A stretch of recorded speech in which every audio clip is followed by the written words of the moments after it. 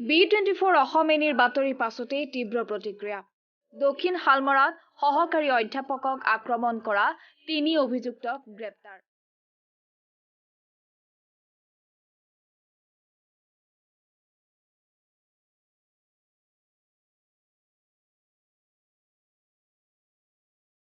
দক্ষিণ শালমৰা আৰক্ষীয়ে অভিযান চলাই গ্ৰেপ্তাৰ কৰিলে 3জন অভিযুক্তক।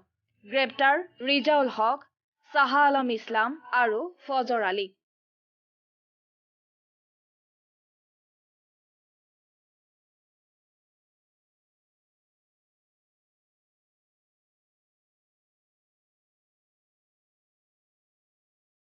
দক্ষিণ শালমৰা মহাবিদ্যালয়ৰ অধ্যাপক মজিবুৰ ৰহমানক দক্ষিণ শালমৰা মহাবিদ্যালয়ত আক্ৰমণ কৰা ঘটনাই জোকাৰি গৈছিল দক্ষিণ শালমৰা মানকাছৰ জিলা।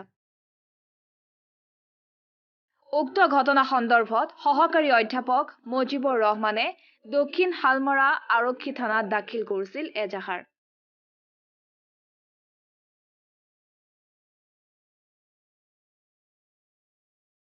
আৰক্ষীয়ে 24/24 নম্বৰৰ গোচৰ ৰুজু কৰি 143/447/333/323/294/506 IPCৰ ধাৰা সন্নিৱিষ্ট কৰি ক্ষিপ্ৰ গতিত আৰম্ভ কৰিছে তদন্ত।